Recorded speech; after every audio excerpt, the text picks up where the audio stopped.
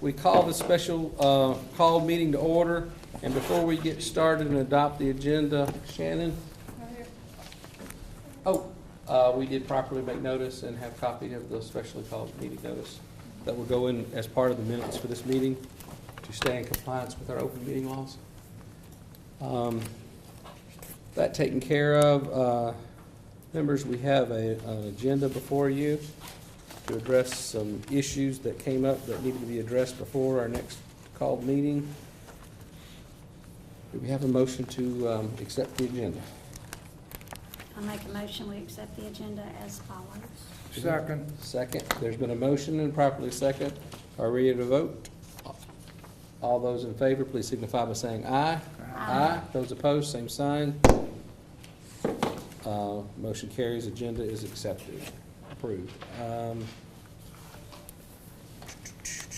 Let's see. First item up happens to deal with recommendations for personnel and acceptance of resignations. Do you want to get a motion to,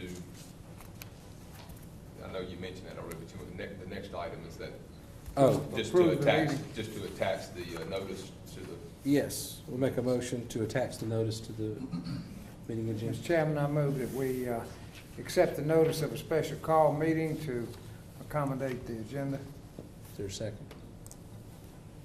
Second. Motion and second. All those in favor signify by saying aye. Aye. Aye. All right, there we go. Next item is personnel. Mr. Superintendent, That's me. the floor is yours. As y'all know, our esteemed colleague, Dale McClung, is going into retirement, to all of our envy. And we had the privilege of interviewing for 2 days, and when we came to the end of our interviews, it was unanimous, and I could have interviewed 1,000 people and we've chosen the same person.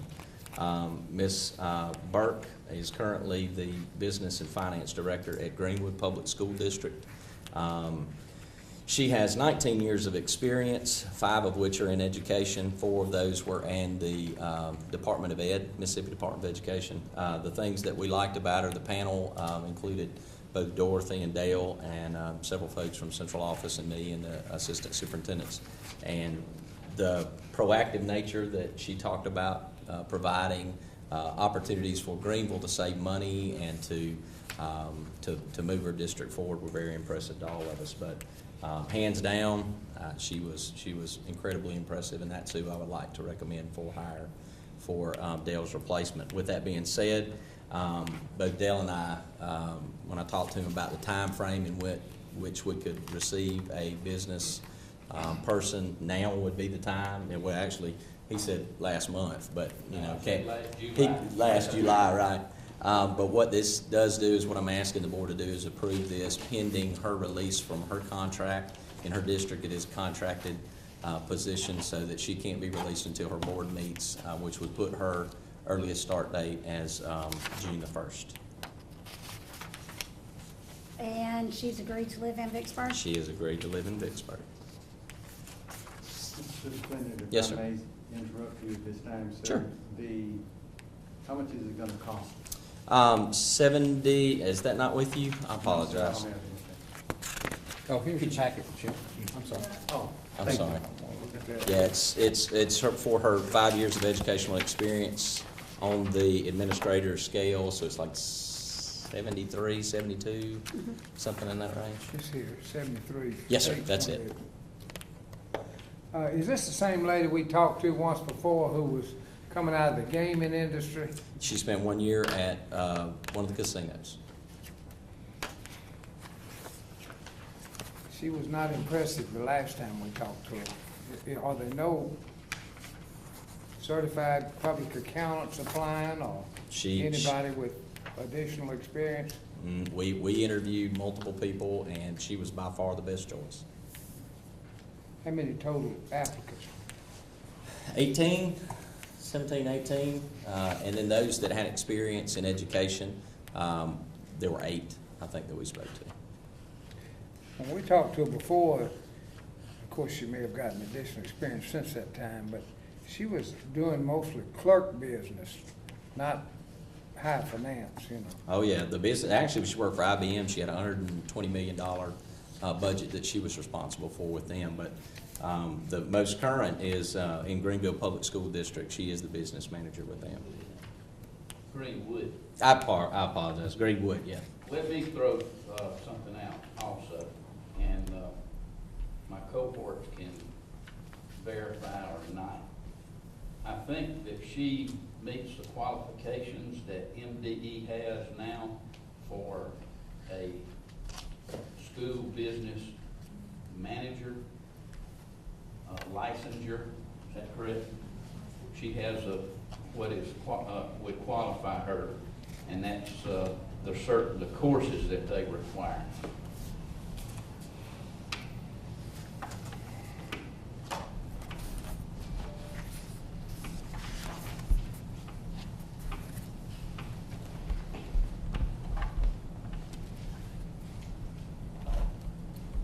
Do you need a motion, Mr. Superintendent, or? Oh, yes. I was I- waiting to see if there were any more Oh, questions. okay. If there are not any more questions, I make a motion that we accept the recommendation of the superintendent for the new director of financial operations. Second, third. There's a motion properly seconded. You ready to vote? Ready. All those in favor, please signify by saying aye. Aye. Those opposed, same sign. One nay. All right, motion carries. We also have before you several resignations that have been presented for the board to accept. Any discussion on that? I can tell you the general practice, I guess, in the district had been to kind of hold these until the end. You know, we kind of discussed at our last board meeting, but technically, no resignation is official until you accept it. So I recommended that we bring all of them to you that we have outstanding. So that's why they're coming now as opposed to the end of the year. For clarification, these are all effective the End of the last year. day, end of the That's school right. year, the last day indicated on the application, the resignation form. That is correct. A lot of these are retirees and people that are, you know, moving. Is that they don't like you, Mr. Superintendent? It could be. It could be. Well, we got it. I'm just kidding, I'm just kidding. That I'm not sure.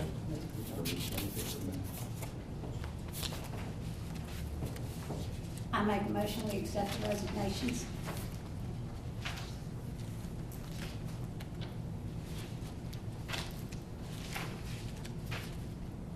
Second. I'm gonna guess 30 or 40. I'm just guessing. There's been a motion properly seconded. Y'all ready to vote? All those in favor of accepting the presented recommendations with the ending date so defined on the form, please signify by saying aye. Aye. Those opposed, same sign. Seeing this, motion carries. One quick question, since it won't affect the way the vote went. Are they dissatisfied with the salary schedule, or did you pick up on any of that? No, sir. One of the things I talked to Ms. Keene about is that next year, Shelley and her and I, we sit down and have like an exit survey, monkey sort of thing, so that we could have some opportunity for people to be honest, kind of an anonymous way to report why. Because oftentimes when you ask them, hey, why are you leaving? You know, they don't, They you always know tell how what that you is. wanna hear That, sometimes. sometimes, that's right. Well, I just want us to maintain competitive edge with the rest of the state, because we're looking to the future of this thing. Absolutely. We've got to come up with more money, we've got to do it. But, as long as they're not leaving mad, we want them leaving happy. Yes, sir. Thank you. Just roughly, Brian Pratt math, give or take 20. Next item on the agenda is to accept a donation from ERDIC for, I believe it was 50 computers. It is. These computers are laptops, and they do not have hard drives, which can be purchased at a minimal cost and installed by our own personnel. You know, we're looking for effective ways to increase our technology, and when our ERDIC gave us the opportunity to pick some of these up, that was kind of a no-brainer for us. In the past, I think some have been used for parts, some have been, you know, really good. You know, we'll make make those judgment calls when they get here. The intention of these is to head straight to the classrooms to use for the children and teachers to increase the technology capacity that we have in our district. I've also been approached by several parents that heard about the donation and have volunteered their time to assist us in installing, setting up, and nice. configuring. So they're also ERDIC employees, so they're trying to give back and want to see us grow and prosper as well. So Love it. Will the maintenance of used computers be, can the budget withstand that? Yes, sir. Any type of technology, and when you're looking at where we're going, those are obviously going to be issues. I mean, any type of technology is going to happen. Right. And as we move forward, and we're toying with, I have a meeting this Friday with some options for one-to-one initiatives and how we can get there and what it would take for us to do that. And of course, that's going to require more maintenance of No those things. strings attached, though. No, sir. Purely a gift. That's right. I move that we accept the gift and with that of appreciation to the U.S. Army Corps of Engineers. there's a motion, is there a second? Second. All those in favor, y'all ready to vote? All those in favor, please signify by saying aye. Aye. Those opposed, same sign. Seeing as none, accept the donation. Item E, out-of-state travel.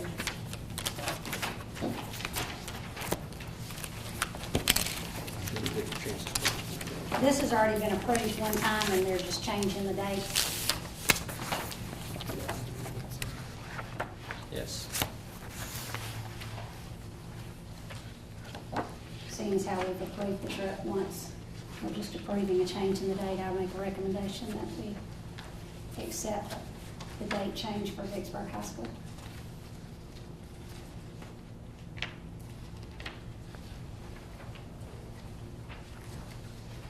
You give me just a minute I'm sorry.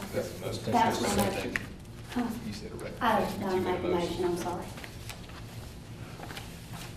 before it died on the back of the second, may I just read this for a second? No, yeah, I have no problem with it. I hate that. Nope, I hate to rush it. I agree with you wholeheartedly. Trying to find out what is the total, again, cost to the district on this? $160-some. $168.74. Okay. And that's really the cost of the bus and the wages. I think it's the fire department. Won't this come to board meeting? Wish all trips was that. No, y'all don't do that Spend any anymore. money. I mean, this is, not really.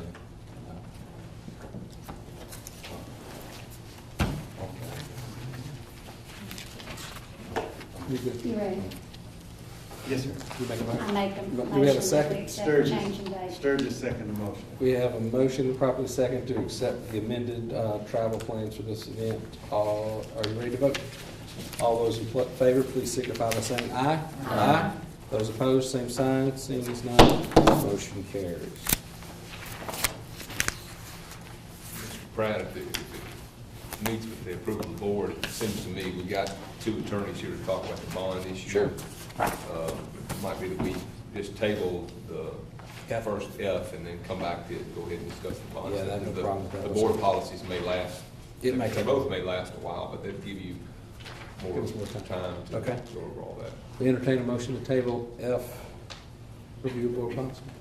I make a motion, we table F and go straight on to the bond status. Second. Motion properly second. All those in favor, please signify by saying aye. Aye.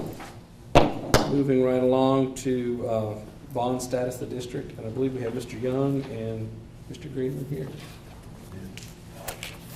Thank you. Your floor, sir. Thank you for moving us up on the agenda. We appreciate that, and the particular place I know. Cedric, does it matter? If he comes over there, can you see him, or you can get him wherever, he's gonna get you wherever you're at, probably. Give him a good side. I keep asking him to remove all three of my chins, but he hadn't done it yet. Yeah, I like that. I think the slimming lens. Thank you for the chance to come visit with you. We want to try to make this as useful and as brief and as efficient as we can. I'm Jim Young. I've been practicing school finance law for about 27 years now. I've known Briggs for a long time and had the opportunity to work with him in a few other school districts where he's the board attorney. It's Warren Greenley. We've been working together for a little over 7 years. We're basically partners in the firm, do the same thing. I'm going to give you just a little bit of a kind of a summary and overview, and then Warren has some specific numbers and ideas that y'all may want to, that we at least want to put on the table for you to think about. The other person, the other attorney in our firm is Bonnie Granger. Some of you may have seen her or know her. She was the business manager at Ocean Springs School District for a long time, and then Biloxi. She did 2 stints at the state auditor's office.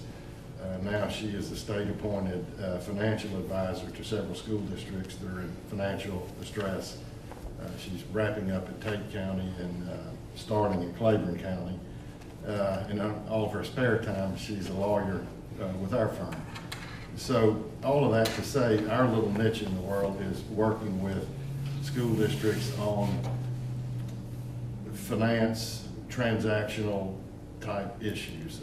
We don't do litigation, don't do SPED, and we're not board attorneys. What we are is we focus on helping schools in finding revenues and figuring out how to finance things in as painless a way as possible. Particularly with Bonnie's background, we work with schools on budgeting issues, just anything of a financial type nature. Typically the way we work is there's a lot of lead time, and it starts with meetings such as this, where we try to explain a little bit about what we do, give you a sense of what some of the options are, and then there's a period of time, particularly working with the school administration, board attorney, to make sure we understand kind of what y'all are doing and what you need in the way of improvements in finances and revenues, and then gradually work toward some suggestions that you may want to consider. And so, this is the first step, hopefully, of several on the path of trying to make sure that we help you all accomplish whatever you need in our little sphere, our little corner of the world. Just to give you an idea of specifically of some things that we do.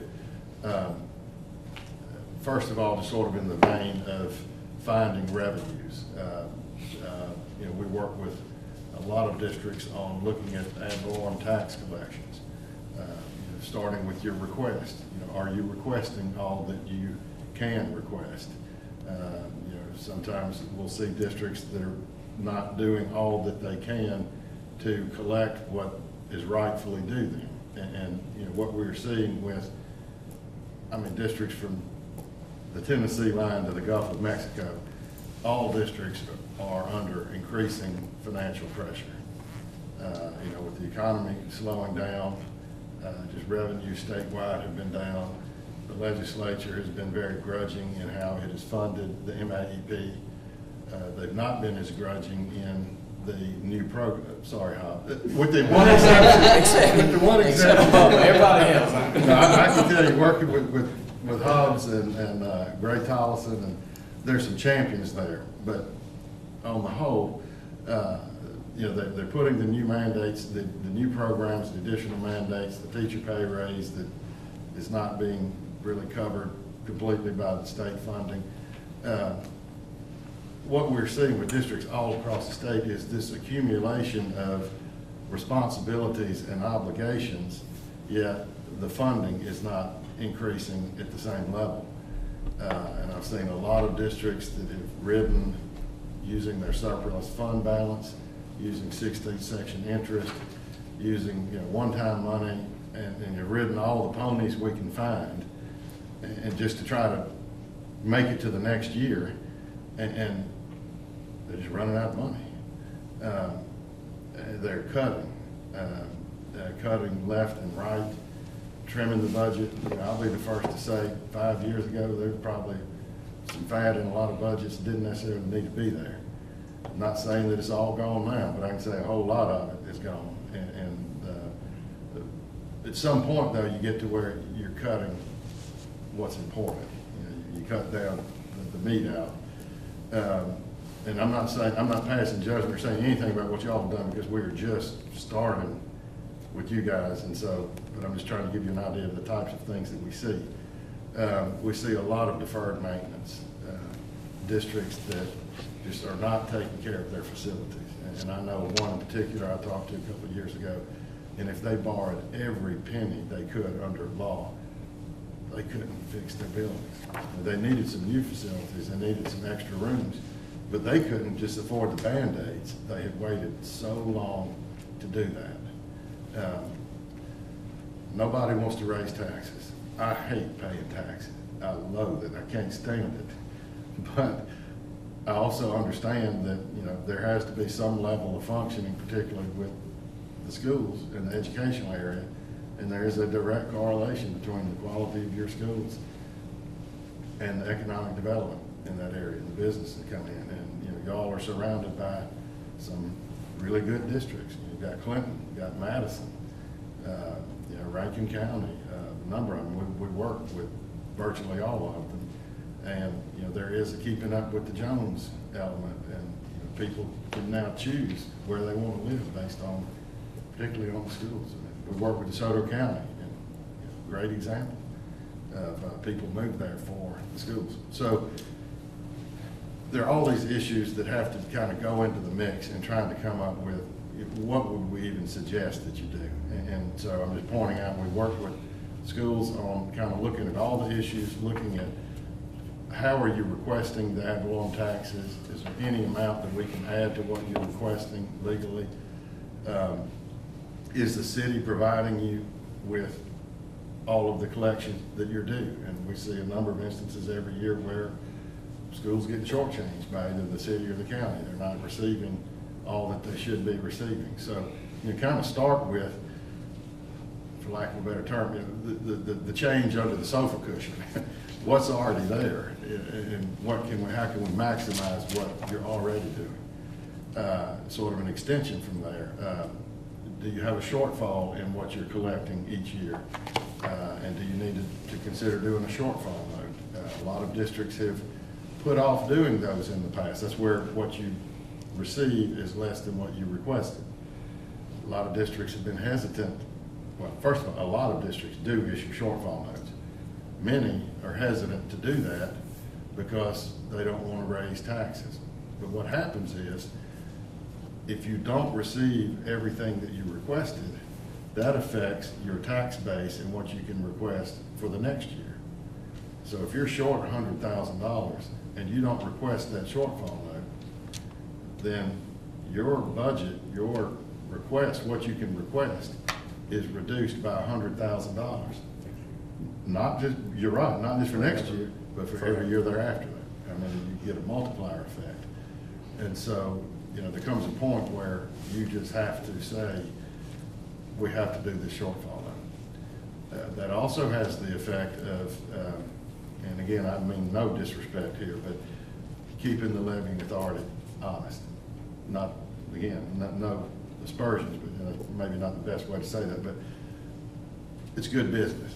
And frequently, if a district does a shortfall note for a couple of years, that's an inducement to all parties to come together and say, okay, why are we short every year? What do we need to do? You know, levying authority, school district, others, to make sure we collect what we need. A lot of districts also, you know, have cash flow issues where the bulk of the taxes come in January, February, March. Yet your expenses remain basically level throughout the year. So particularly late summer, early fall, a lot of districts do tax anticipation notes where they're borrowing to pay current expenses against what they're going to receive later in the year. We do a lot of that. A number of districts, in fact one we're working with now, is trying to fund the one-to-one initiative for laptops. And one of the things they're looking at is asking, well, before I even get to that, another issue that you need to look at, you really need to look at, is are you asking for the 4% increase each year in your operating funds? You know, you're allowed to request without anybody's approval up to a 4% increase. Most districts are the vast, well, a significant number, and probably most, ask for that 4% increase each year, simply to keep up with new programs, inflation, and all, just to stay where they are, because if you don't ask for that, you'll find that you're losing ground. But you know, what's the best way to ask for that? Is there any way to offset if that's going to cause a millage increase? Is there some way we can offset that? Other districts, less frequently, but you know, you can ask for an increase above 4%, up to 7% by running a notice in the paper. One of the districts we're working with on this one-to-one initiative is trying to buy some laptops. And the way they want to pay for it is to ask for an increase of up to 7%. But we're looking at, can we restructure their outstanding notes and reduce the mills that are levied for their notes to offset the increase by increasing their budget, so that there's no net tax increase. We do a lot of things like that.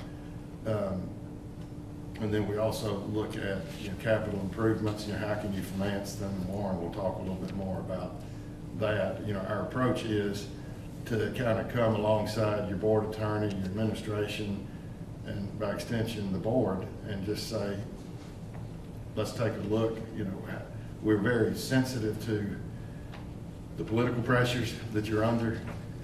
We're also very sensitive to the fact, and we work with districts every day, that if they get behind, it's a multiplier effect. And again, you see districts that will kind of coast for a year or two or three and everything looks fine, but they are spending down their fund balances, they're spending every available resource they have and not replenishing them. And again, I don't even know all the facts about this district, so I'm not, none of that is specifically addressed to y'all. But it's amazing how fast a district can get in trouble. I mean, just in a matter of a year or two, districts that you look at them on the surface and you think, wow, that's a great district. But in just a matter of a year or two, and we work with a lot of them, and you know, Bonnie Granger is involved with a lot of them, trying to pull them back from the brink. And that's part of what we want to do, is try not to get to that brink, but understanding there are a lot of political and economic realities that go into all of this. But anyway, enough of that. Warren, you want to, if y'all have any questions, I answer those. If not, we'll get Yes, Warren. can I ask you now? Yes, sir. Mr. Young? Please. A couple of things you had mentioned, if I may. Of course, you said you hate paying taxes, and I understand that.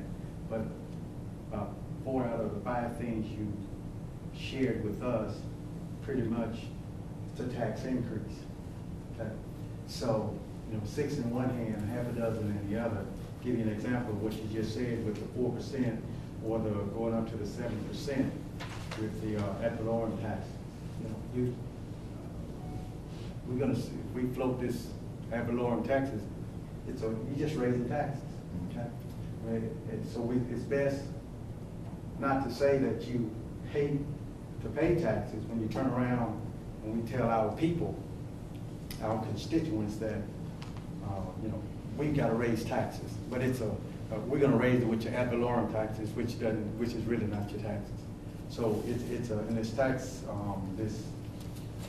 when you talk about deferred maintenance, I know you didn't talk about a bond issue, Mr. Young. I understand that, but I'm sure that's one of the things that One of your options, yes. And again, that's part of, you got to go out there and sell it.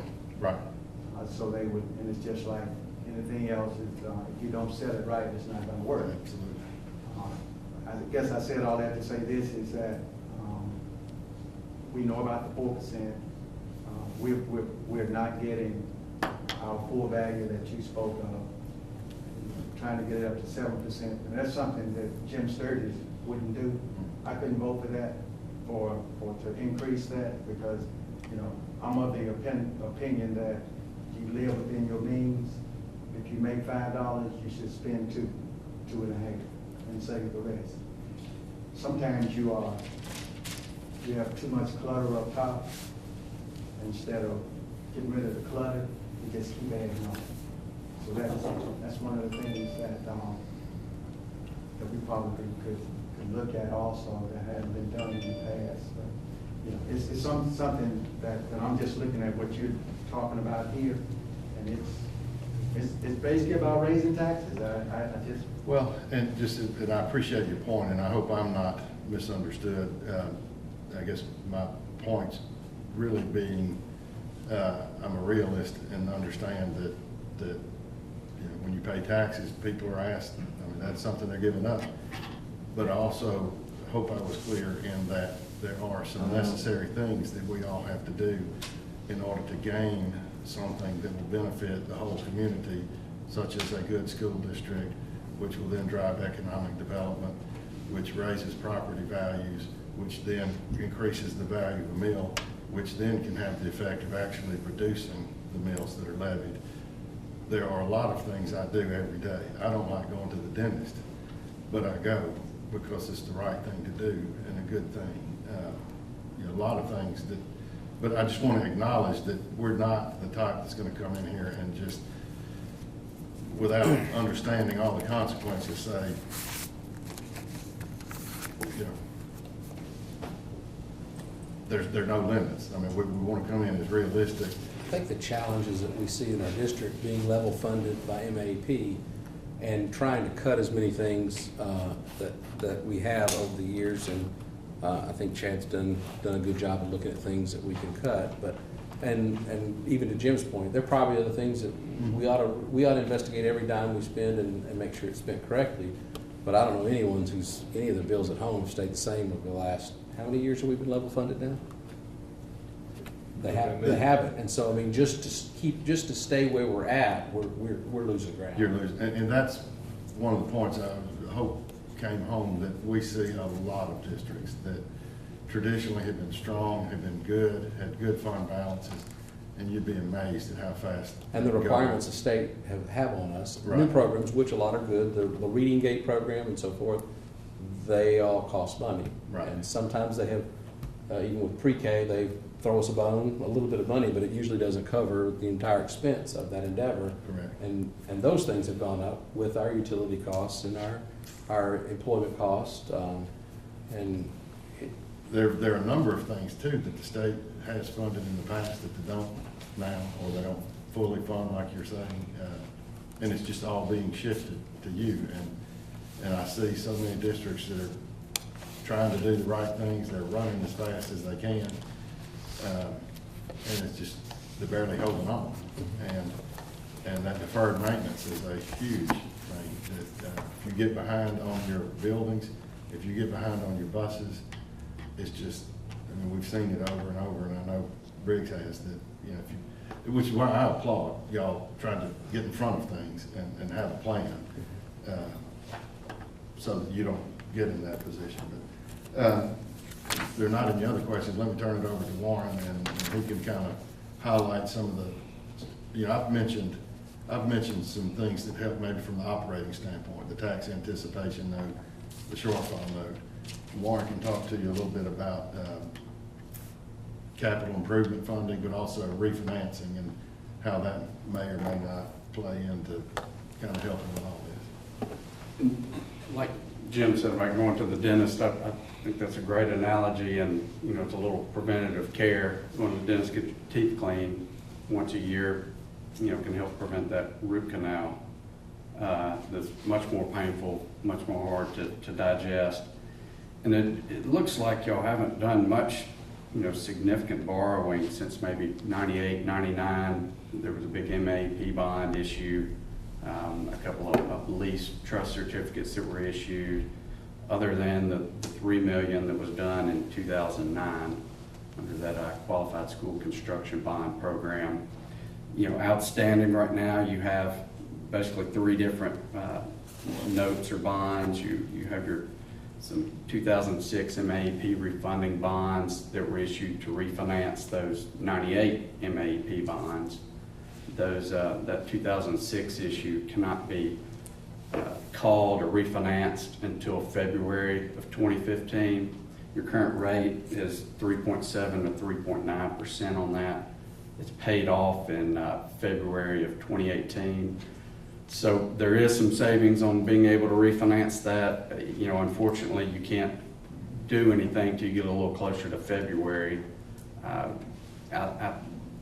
based on rates today, you know, the district could be looking at 30 to 35,000 a year for 3 years.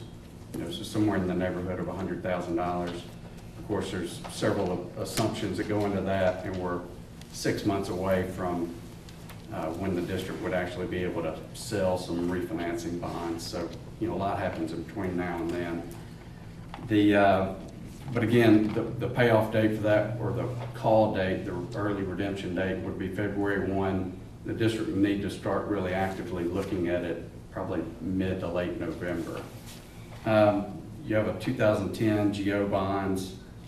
You have around $5 million in that's outstanding. That refinanced those 98 and 99 trust certificates. Those are currently being paid from the district revenues, your operations, so there's no special tax levy being put on those. Those cannot be prepaid, but you have pretty good rates on that. It's 2.5% to 3.5%. As I mentioned earlier, the $3 million that was issued in 2009 was issued under a 3 mil limited tax note statute, although I don't think y'all have been actually levying the taxes for that. That's around a little less than $200,000 a year. You know, I also looked, and it looks like your assessed value is around the same as it was back in 2009. So, in your operational mills have been basically flat. So, you know, you've taken on additional debt in that meantime, and teacher pay rate, you know, teacher pay raises, everything's going up, except the value of that mill has stayed the same, and you're not increasing the mills. So, like Jim said, just something to keep in mind of if sort of some of the necessary maintenance of increasing just to stay flat, to stay even, and not fall behind. You know, ran some quick numbers, and again, there's so many different assumptions at this point in time to know what your needs are, what you're interested in doing, what you're not interested in doing. But, you know, for as little as maybe $15 to $20 a year on a $100,000 house, you know, the district could raise, you know, $9 to $10 million, you know, probably $30 a year on that same $100,000 house would be closer to $20 million a year. So, you know, relatively speaking, there's small increases for very large amounts. And, you know, what also Jim talked about and touched on a little bit, what we do with a lot of districts, such as the Madisons and DeSoto counties, is you're putting that first bond issue on, and that tax increase is sort of tough. You know, everybody hates that, but once it's on there, there's ways that you can do smaller amounts as you go along every 4, 5, 6, 7, 8 years, where you don't have a net tax increase, and then you don't have that big hit to the taxpayers where they get a much larger tax bill in. You know, again, that's a quick overview, tons of assumptions, but just to give you a broad idea of what's available.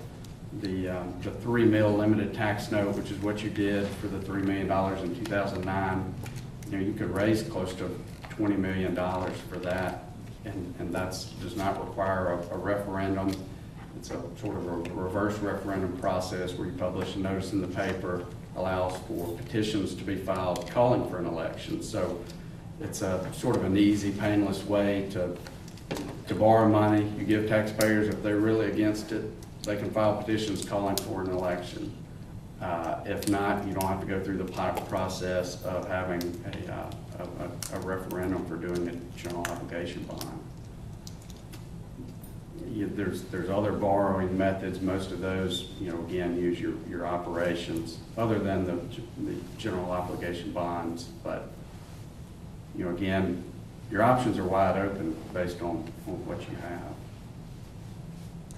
So the 2009 one, the only thing we really can do is in February, refinancing of the 2006 MAP bond, correct?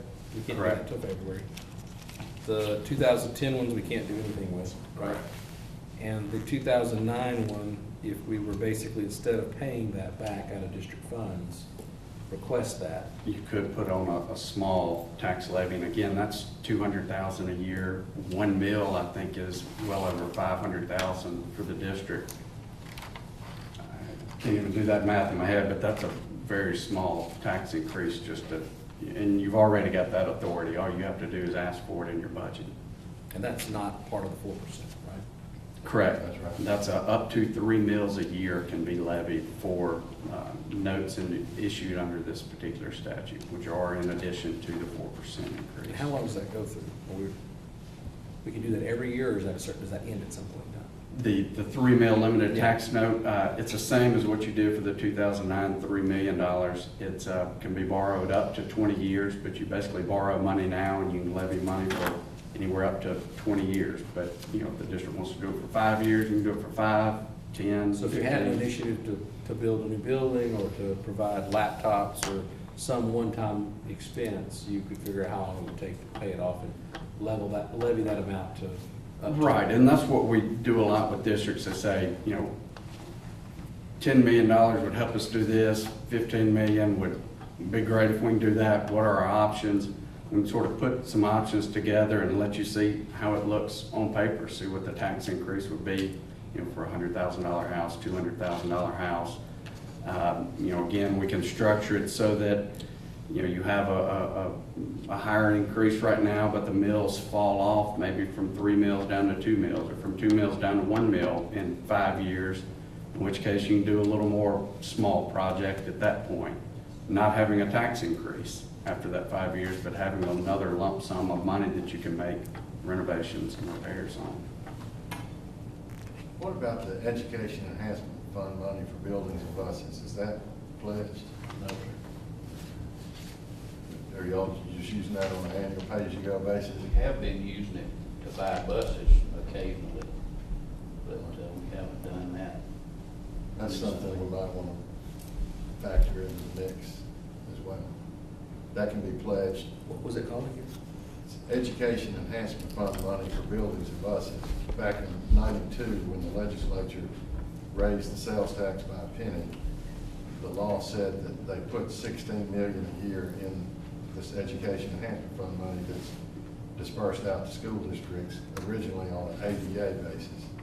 The districts could use it on an annual basis for buses or fixing up things, or you can pledge it to secure some debt that's issued. And the law says that if you pledge it to secure a debt, that the legislature and the state can't reduce what you're receiving as long as that debt is outstanding. They've done away with all the rest of the funding from EEF, Right. So that was why. leaving only building and buses. That's why we put that provision in, Yeah. because we knew what would happen. And I'd guess half to 2/3 of the school districts have pledged it.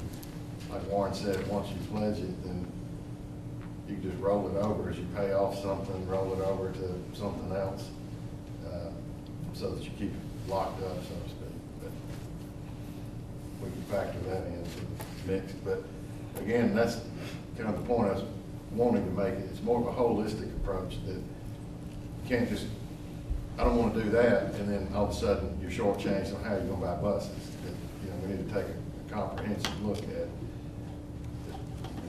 how do you put all the pieces together in a way that gets you what you're trying to accomplish without creating unintended consequences. But that's something we need to look at. Mr. Green, is it Greenlee? Greenlee. Greenlee, Yes. Mr. Greenlee, just a question for you on this note that's due 2015, that you said we need to take a look at somewhere in December, November, December, whatever. Oh, by the way, I like going to the dentist because I like the hygienist. Mine's cute too. I think they there's were. a reason behind that. The interest rate that we have there, which is roughly, you say it's 3.7%, is that going to be, is that based on the Fed fund, or is it based on just the stock market? Where does that rate? When those bonds were sold back in 2006, those the prices of those were fixed at that point. So that's what lenders or bond purchasers were willing to pay. And the reason I said it's 3.7 to 3.9, it's actually fixed rates, but like your 2015 maturity is accruing interest at 3.7%. Your 2018 maturity is accruing interest at 3.9%, and the maturities in between are 3.8, 3.9. So it is a fixed rate, and it's around a net 3.8 something. So it can be called. It can be refinanced on February 1st, and some of the rates we've gotten recently on those are less than 2% interest rate. So what would that generate in savings possibly? Maybe 100,000. Again, it's really speculation at this point because you wouldn't be able to actually price it until closer to maybe November, December to be able to close in January, February, around there. So your rates can do anything, which would decrease your savings, but it's really short term, so it's maybe 100,000 over 3 years, which was 35,000 a year. And that's money that is a portion of your MAEP money, which goes directly from the state to probably Hancock Bank as the paying agent on those. So that's real money that's just gets released directly to you. Also checked, and it looks like you have maybe a $80,000 to $85,000 balance in your escrow fund on that, which could be released as well. So in addition to that 100,000, you're looking at maybe another 80 to 85,000 that could be released. So a significant number. And a lot of times we can structure it based on the district's needs. If you want all that savings up front, we could structure it so that they release the full amount of the savings, 150 to 180 to whatever it may be up front in year one. Or if you want to take the savings over the next 3 years.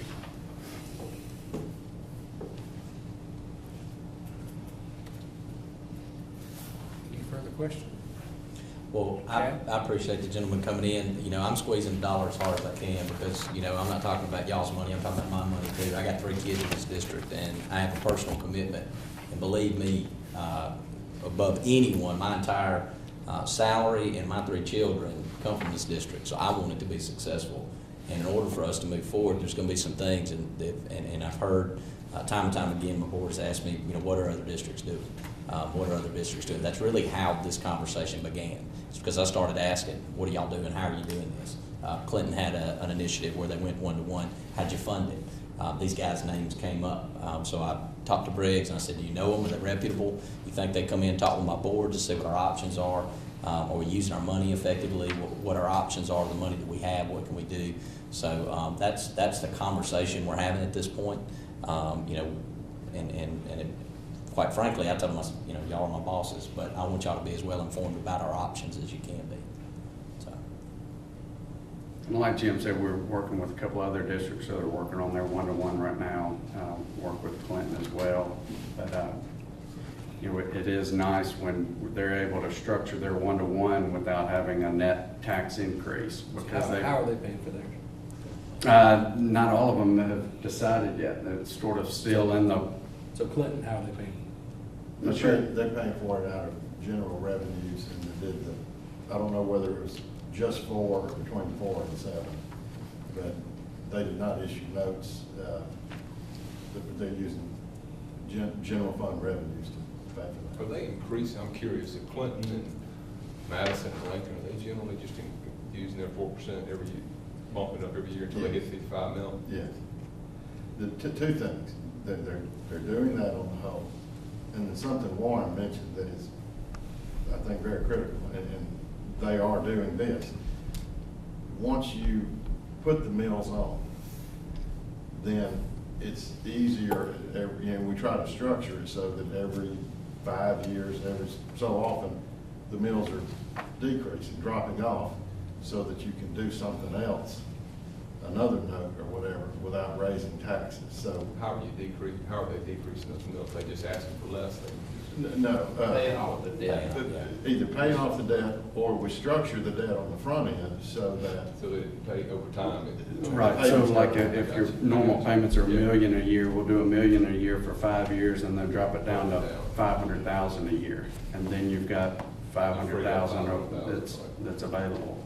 Particularly Madison has done that very well, and that's how Madison has passed so many of its bond issues, is we time it so that when the mills drop, they can do another bond election, no tax increase.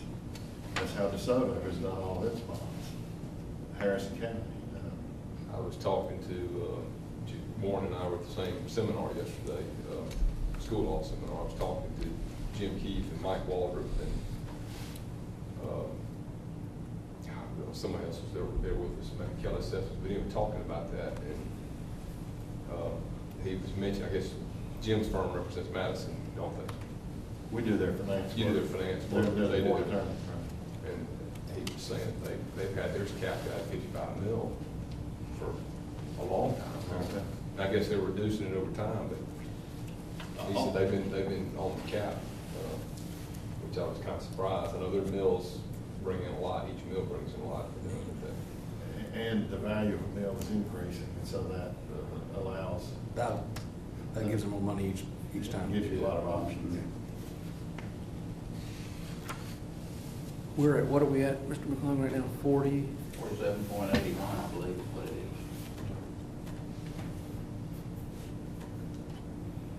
And that's part of, Rick said, I was just kind of thinking about what you were saying, that that's part of the equation as well. And like I said, you have to take a holistic approach, but particularly as you're approaching the 55 mil cap.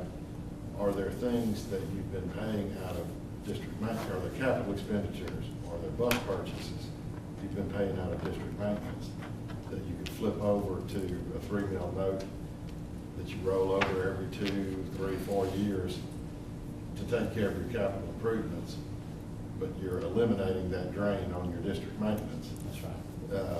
By using the mills on a very short-term note to take care of. Not to use it to operate, but use Right. it to pay for fixing. That's it. And those things that we're using that are normally paid for operational funds, those operational funds are now going towards those things. So that's why it looks like we got, the general funds are being paid, but we're paying everything out of ours. That really hurts, Yeah. raises issues. Well, we're excited to look at some opportunities, I'm sure. Well, is the plan that, if there's any plan, I don't know, it's up to the board to decide, do you want the superintendent to continue talking with Jim and Warren to see if there's some options he wants to bring before you, or do y'all just want to take this and sit on it for a while and then decide when you want the superintendent to, what he wants to do? What's the pleasure of the board? Or just think about it? Well, I'd like to see. I'd like to what- see us move forward. Yeah, with our options. I know there's some initiatives that you're working on that for replacing textbooks and whether to go with technology, BYOD, one-to-one, and instead of throwing good money after bad and buying more books, if we're going to move forward with technology, we need to have a way of paying for it. That's true. We have to have more technology for testing. That's right. For Common Core. We Because have as to we move forward, all that's mandatorily online, and I can guarantee you there's been no laws passed to help fund that. So, I'd like to see what our options are. Yep. I don't know how everyone else feels. Options are good, doesn't mean we're going to do anything. Yep. Alonzo, what you think? We need to explore all the avenues that we have, and try to come up with the best plan to save the taxpayers and move the district forward. I'd like to continue to work with different things, who we can come up with a plan to take us into the future. But also like as part of our budgeting process to outline the things that we have cut or eliminated or to highlight those to show that we have been diligent in reducing things. It's not just keep piling. As That's right. our costs have gone up, we're not just also piling on our costs, but we have cut to accommodate the flat nature. And actually flat is not flat in our business. Flat is actually taking us downhill. And that's the point I think we're trying to make. Do we need to make a motion or do you? Well, let me express myself for you to make a motion. I'm all for exploring all options, but you just will eliminate a tax increase as far as my vote's concerned. I will not vote for a tax increase, period. And there are other options, I know that, but as far as what the superintendent has to think about is can he get 3 votes for a tax increase? He won't get mine. He would get my vote on some other ways, but not on tax increase. You just need to know that for your planning purposes. Yes, sir. I don't know that there necessarily needs to be a vote unless somebody wants to direct the superintendent to do anything, and he's got the authority to continue to work with Jim and Warren and me if necessary to I think we've already. come up with plans, and I think what Mr. Leviza just said, I mean, that certainly needs to be taken into consideration as you work, because it may be that a refinancing ends up, refunding ends up saving the district money, and it doesn't cost any extra because rates are down. It could be that you do something else, you may rearrange something on some existing bonds and free up something else that, I don't know what can be paid down now. I know Warren and I spoke a couple of weeks ago about bonds and talked about that NAEP issue and there's money sitting in there right now, and he told me that. Plus, I think they're paying out more per student than we're actually spending or something. That may be where that money's coming Right. from. But, there's some other things that I think they can all look at, and then at the appropriate time, maybe next month, maybe several months down the road, the superintendent can come back, make a recommendation to the board what he thinks needs to happen, and have these guys here to explain how to do it.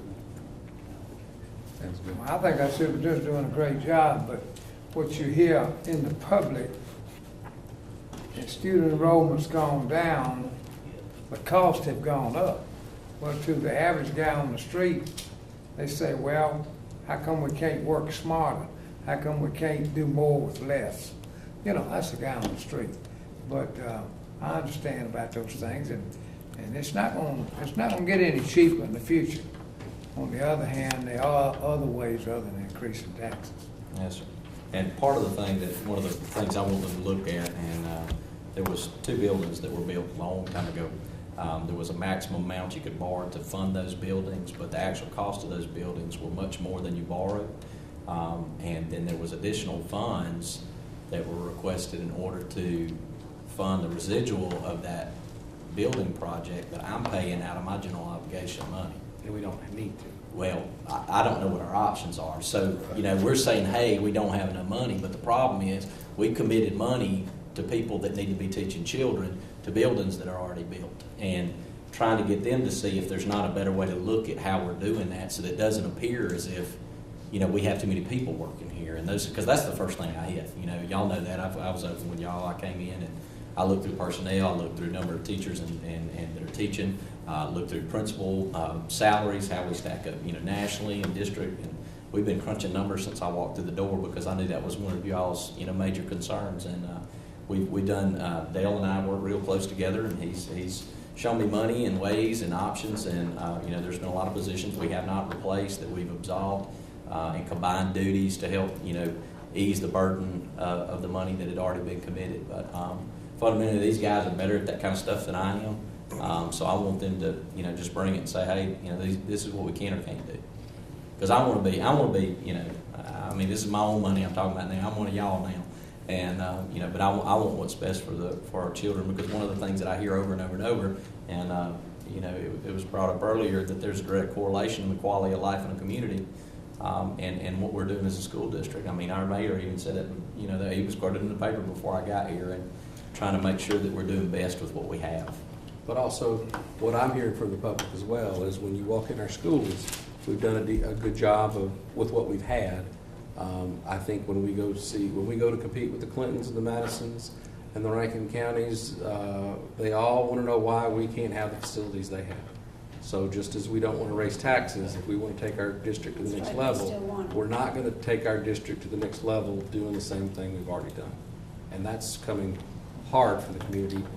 They want us to save money. They don't want us to raise taxes, just like you said, Mr. Joe, but they also expect something from us. So we may end up having to let it come down to them making that choice. And if they decide they don't want to, that's a choice they've made. But I do it with my own money, and I know we can do it as a district. I would beg to differ that I do well with a lot of people have gotten a cost of living increase, whether they're on Social Security or whether they get a government check or whatever they've gotten, but the school district hadn't gotten that. for a long time, but all of our bills have gone up, and that's where we need to make sure we tighten our belt and then ask for options. I think we're good. I'll move forward heavy and hard. Okay, thank you, gentlemen, we appreciate y'all Thank coming. you. Next item, we tabled, didn't we? Review board policy. Review of board policies, you make a motion to I make a motion to untable? untable F. Is there a second? Second. All those in favor signify by saying aye. Aye. Those opposed? All right, board policies. This was really came up as part of Coach Stephen and I being at the school board legal update and legislative update and law review that we attended last week. And it became quite apparent there are a lot of laws that were passed this year that require policies to be updated. And when we were reviewing this with Shannon, the last time we really did a big push was 2 years ago or year or so ago.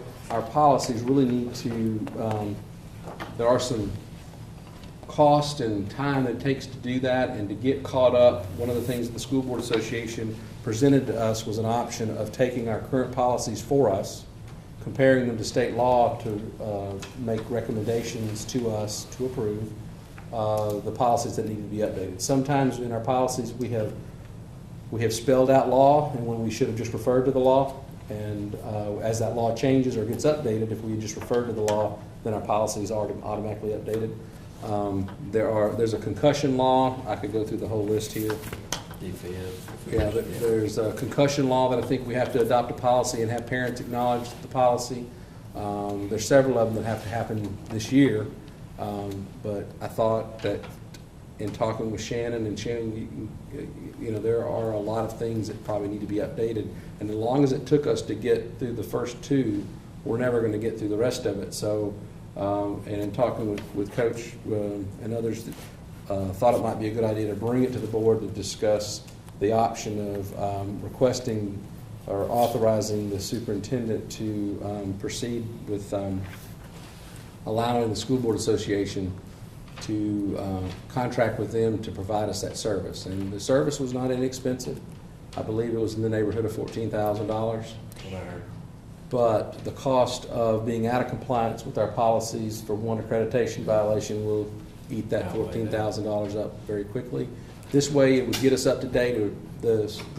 They also provide, after you get up to date, a yearly service where as laws change from that point on, for a fee of, I believe, about $12,000, $1,200, they will send us a packet of policies that they're recommending us to approve to stay current with law, not just. I don't think you're gonna get it any cheaper. That's why we have the School Board Association. Right. We should use them. Many times over the last few years, we have not used them. And we're part of them, and we need to take advantage of that. Yeah. They've already done all the legwork. Yeah. I've worn Yeah, Mike's exactly. phone out, you know, anytime we come up with something, he's been a good resource for us. I concur with what you're saying, Mr. Leviathan, but have we just looked at anybody else instead of just giving them the blanket? I have no problem going to them. I'm not aware, Have I mean, we could is ask the there anybody superintendent to else? investigate. I'm not aware of anyone else that does that, do you? I told the superintendent this morning, this seminar I went to yesterday, it's surprising to me that they reported, this is the school attorney seminar, and they reported that out of 148 districts in the state, 120 some odd are on their service, and only about 20, I think her number was there 20, I guess we're one of them, there's 20 that aren't on that service right now. And I'm from, because the other districts I represent, they do, and I remember the upfront, the first time when they got on it, it was like, whoa, we got it.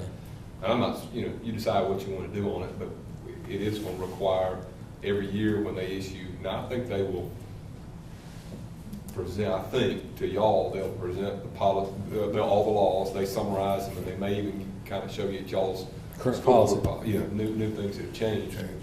But what they do when you're on their system is they actually send you the policies around June, I think, you know, before the laws goes into effect in July, May or June. And they say, here are the 8 or 10 or 12 new laws that affect school districts, and, you know, you're going to replace these. And then the board just, you know, at that time says, I move that we adopt these new policies to replace the old. It is pretty nice, and, you know, they got a whole staff including their That's what they do, attorney. that's right. Now, the other thing was, I think to get us caught up, it wasn't like a bulk thing. I think they said that they might do it in 2 to 3 months. I mean, they have to take time to review it. To get us caught up, to review everything we already have and figure out what they need to change out. Have you worked with, I mean, it wasn't like next month, 30 days from now, they came up and gave us a quote. It took like several months to get. One of the districts, not too long ago, was maybe within the last 2 years, and if memory serves me correct, they actually just sent them a whole new packet of policies, and they, maybe that's why theirs didn't seem as expensive, 14,000. It seemed like it was about 5,000, but I think maybe they had to go in and make some specific changes to a few things that were peculiar to their district. But I don't, I'm sure they can tell you that. Yeah. How they can do it. Maybe So there's- that way we get caught up, and then from then on, if we'll subscribe to the yearly service, we will stay legal for our accreditation purposes. Yeah. So is that a motion, or are y'all telling me just move forward? We make a motion. Does that occur I that way? or- understand the total cost is $14,000. A neighborhood of 14 to 15, That's 14 what I- something. Mr. Chairman, I move that we take advantage of the services made available to us by the Mississippi School Board Association, not to exceed $15,000 to accommodate this review of board policies and improvement, make sure we're fully accredited. Yes, sir. What are we now as a part? We're paying things right now with them, right? We pay, we actually. Annual dues. Annual dues, I think. I'm not sure the cost on that. Yeah. Shannon, do you know that? We already bought those, we've already bought the policies in 2010, and every year we get those revisions, I think that's part of what you're talking about. But we're not caught up. We already buy those, So, we didn't have adopted MSBA policies Are anymore. we paying $1,000 a year right now for the updates? I think it's 1,000 for the policies and 500 a year for updates. Okay. But So that 14, that We've already 15, doing that 15,000, we can ask them to. 1,500 would include the 14. Would- Yeah, it would all- incorporate it. Because the first year you do it, it includes the updates, so we wouldn't have to pay that. We should investigate that we don't pay the 14 and pay the 1,500, because it's supposed to include the subscription for that first year. And then after that, we continue You'll to be pay. able to bring that to us, bring it, just what, the whole pack for what we already paid to what we need to pay to update. I mean, to keep us current, because we already on the system and just want to. Well, we're just getting copies of Yeah. what they're just sending them. We can go look them up, but this way they're going to send them to us and recommend what we do. So, Can I ask a question? Sure. I wonder if it'd be, because I think what Coach is bringing up is a good point. What are they gonna, I don't know for sure what they're gonna actually go into ours and take, because every district's got things that are particular to their district. Maybe, there are 6 or 7 different types that we talk about, different school boards out there. We're a special, separate municipal or whatever. And, they're county, they're consolidated, there's Municipal line municipal, district. special municipal, yeah. I want them, for that price, it seems like they would make ours particular to us. That's what I understand. Mine, is I they guess take that the may be past the question. policies. That's what Coach is Yeah. getting. I think that may be the question we asked Tell them them. now. And I'd like to get them started on it if they're gonna do it, but maybe you ask them, does this include you fixing up our policies so they're particular to our district? Or is it just they're gonna hand us a well, why don't we could authorize you to proceed with 15 grand and bring the proposal back to us at our next Sure. board meeting to report on what we're getting what we would get for the 15 before we proceed. Absolutely. But I'm we're in author- my motion to read that way. Okay, so we're authorizing you to proceed with making an agreement with them, but we want to know what we're going to get for the 15 and bring Have it that- back at the have it next back board at the meeting. next board meeting. Sure. I second that motion. Are we ready to vote? All those in favor signify by saying aye. Aye. Those opposed, same sign. Motion carries. I'd like to, it wasn't on here, but it was an item we wanted to discuss, but there were several other things that we learned.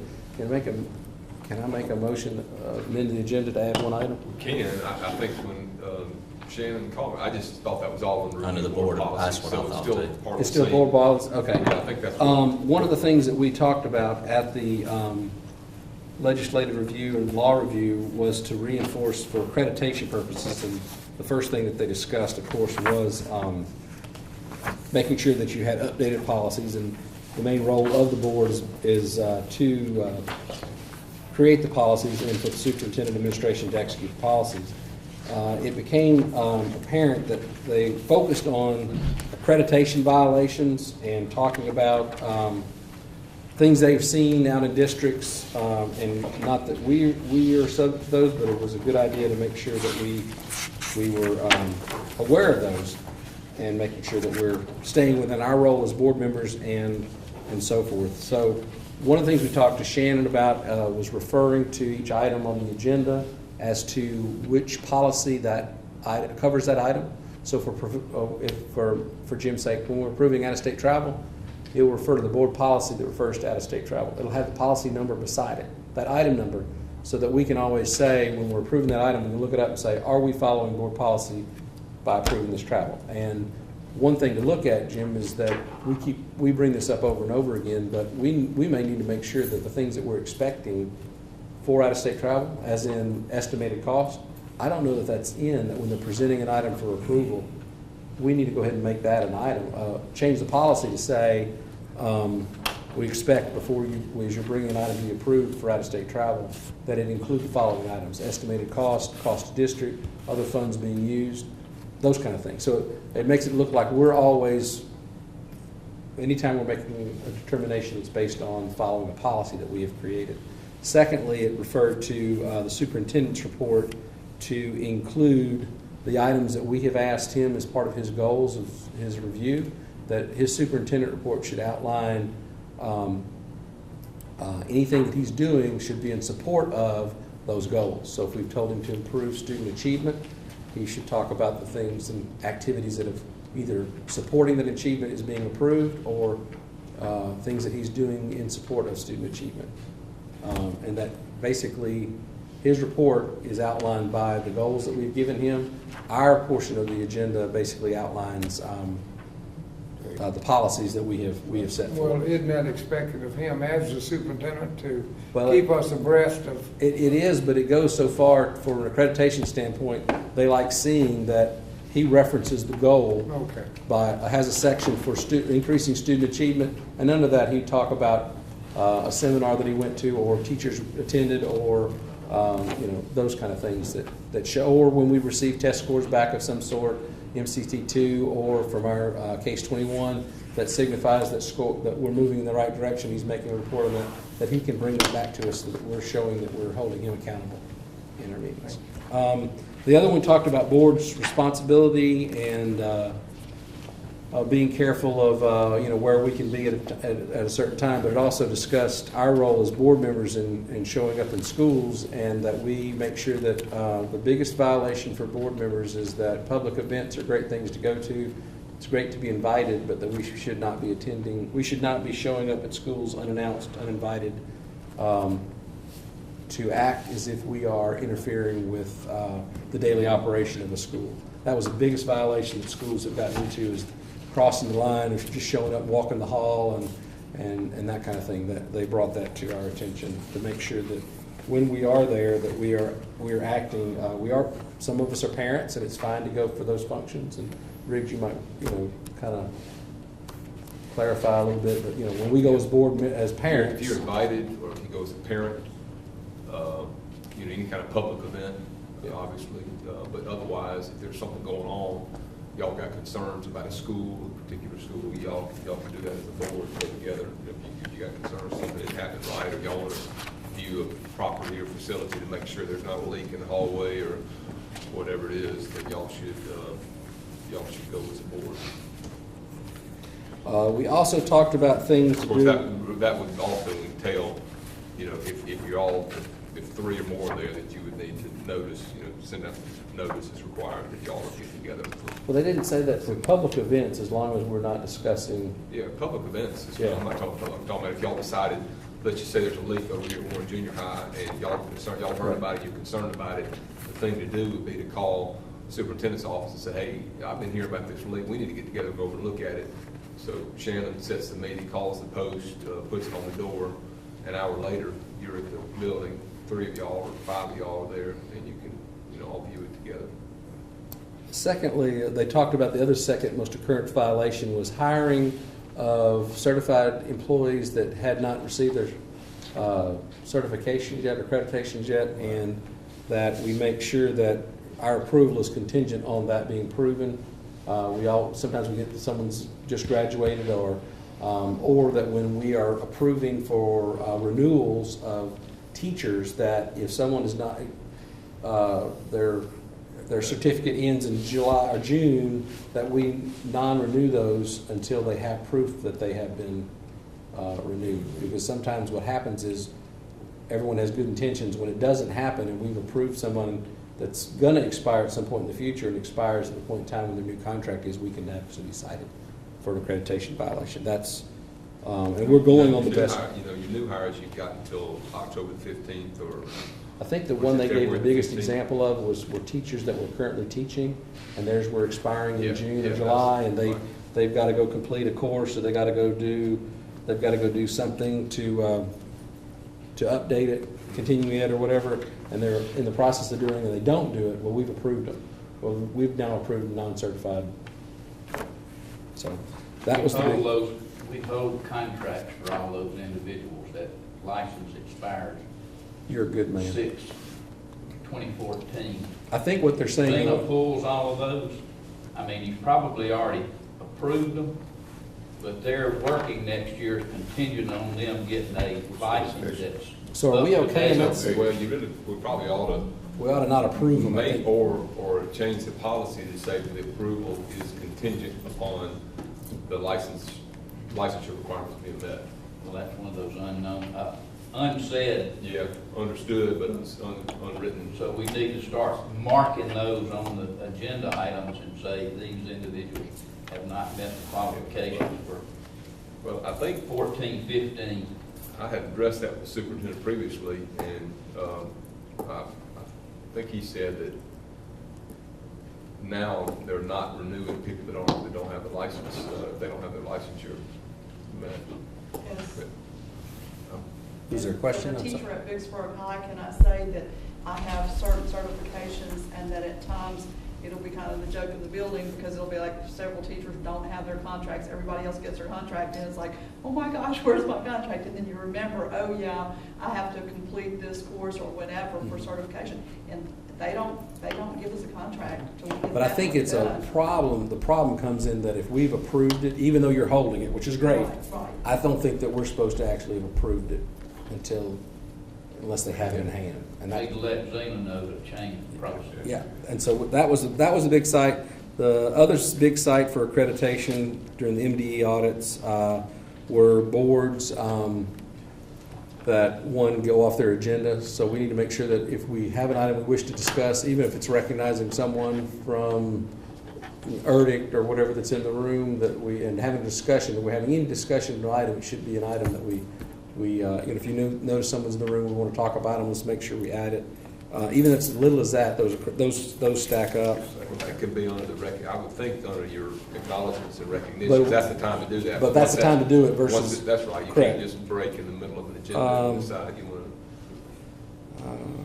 That was really it. We did a great job from their procedure. Other citations were in executive session procedures, but I think we do a great job in going into executive session and following the proper procedure and reporting out. I don't think we have any issues the way we're doing that. That's probably one of the things that we did a great job on.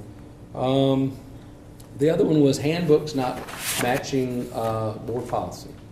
So if we have a policy in the handbook, we ought to be making sure that we're validating that policy toward the board policy, because even though we approve a handbook, because y'all present that to us, when there's a conflict between the two is when we can also get into accreditation violations. Can I add to that? Yes. The seminar yesterday, we talked about that for a while, and there's a fine line between what you put in your handbook, or if you put something in your handbook, you better follow it to a T, because if you mess up, one attorney gave an example of how they even messed up the order of how it said it was. Let's just say it's concussion. The child, first thing you do is administer care. Second, it had a list, call the parents. Third, you do this, call 911, whatever the steps were. Well, they didn't call the parents till after the child was on the way to the hospital.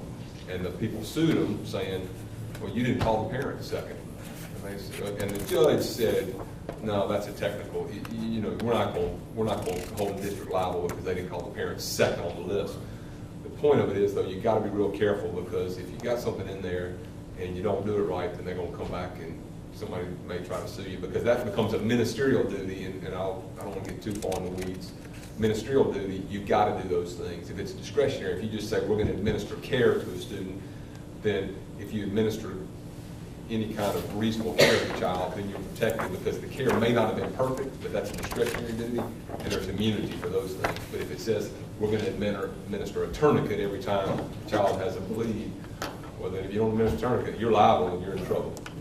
Well, plus time is money, Exactly. and you're getting involved in legal time and cost to the district.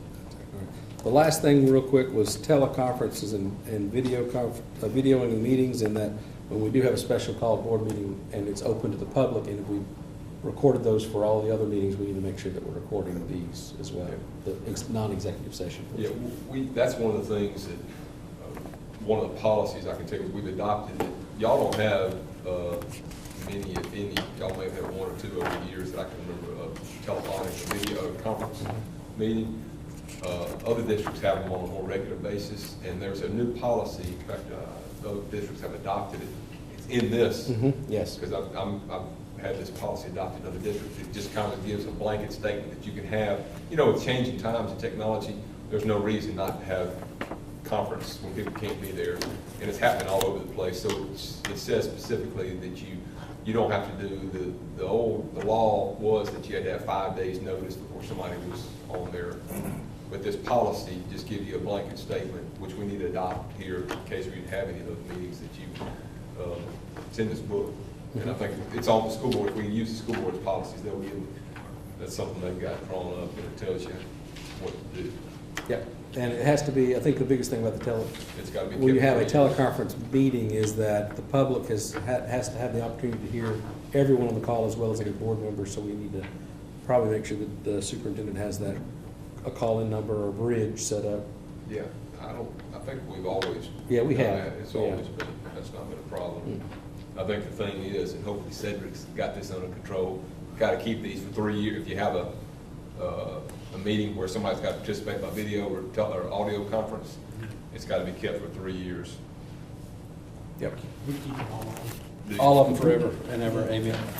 Also, Bridge, I was reading about the Congress and senators about the change in the Supreme Court with the prep. Yeah. I got that on my list too. So, Okay. how will that, has that going into effect, is still on approval? It's still, it's technically in effect right now. You know, this district has generally not done prayers before their school board meetings. Some districts do. You can, I think based on the Supreme Court case, you can do prayers for the meeting. Now, I think it needs to be in your policy if you're going to do it. The policy of the board needs to say that we can or will have prayers. I'd probably say can would be the safest thing. But, again, there's some discretionary authority there that you can have prayer before meetings. board I hope meetings. the assistant superintendent, in the absence of the superintendent, will tell him that I agree with A lot of them, Coach. with the pledge of And, flag to that's right. we pray at softball game, we in the Bible Belt, folks, and people get offended if you don't pray. And we're running, it don't have to be a secular prayer, it doesn't have to be a leaning towards any one religion or I don't think it can. I think it's form supposed of to be religion. non-denominational. Right, but we need to consider that I'm all for it. right away. Okay. And that's one of the policy things. I have a suggestion, and I don't know whether minutes are still being taken in the absence of the secretary or not, but, Well, it should be, since we're in a meeting. okay. We need, are you, Paul? Good. Good. She's not going to stop. I want to, What's that? She's going to get the topic. Okay, all right, we still ought to be taking them, and if there's any motions made. I want to make a motion, Mr. Chairman, that we commend Dale McClung on his many years of service to this district and the good job he's done for the people of Warren County. Yeah, on your occasion of his retirement. Second. All right, since we talked about board policy, we really that ought to be an acknowledgement section. Yeah. As we're being real technical, and that's one of the things we talked about at that meeting yesterday, is times are changing, and there's been a lot of emphasis on what you've already said, Mr. Pratt, that is making sure it's policy driven and you follow that agenda real particular, because and as they said, look, every district in the state, it's just normal human nature to run those things, but to amend the agenda first to include the acknowledgement of Mr. McClung would be appropriate, and then offer the acknowledgement. Well, it's common courtesy the way I look at it. I'm agreeing with you, I'm just saying the So you want to amend the agenda I to, understand. Your motion to amend the agenda? Yes, that'd be fine. Is there a second?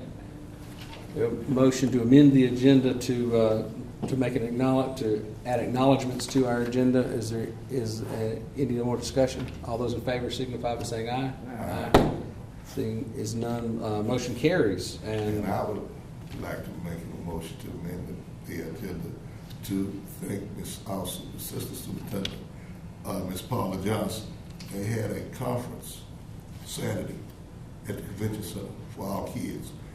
It was put together very well, very organized, scholarships, a lot of things that were there offered. But we had a turnout of 7 kids, 5 from our district, 2 from Clinton. And it was just the same because it was really beneficial to our kids. And we just have to do a better job of getting our kids to come out. What's wrong, wasn't publicized? It was publicized, and the principals, I personally to both principals, high school principals, we just have to do a better job of getting our kids out. And I have some ideas about that, but you know what, Ms. Johnson did a great job, and it was a great I time. second the commendation of Ms. Johnson. So we also have an accommodation for Mr. McClung. Yes. I already said that. so the agenda's been amended to include the acknowledgements, and now we got got motions for Ms. Johnson and Mr. McClung. McClung to be recognized. We have a second. That's one motion to recognize both of them. Is there a second? Motion and seconded. We have a motion on the floor to recognize Mr. McClung for his great service to the district and Ms. Johnson for her efforts on the event that happened on Saturday. Any further discussion? All those in favor, please signify by saying aye. Aye. Those opposed, same sign. Acknowledgements. Motion carries. Looking at our agenda, is there any further items for discussion? It doesn't look like it. We'd entertain a motion for adjournment. I make a motion that we adjourn. Second. You're adjourned. Thank you. You're getting faster.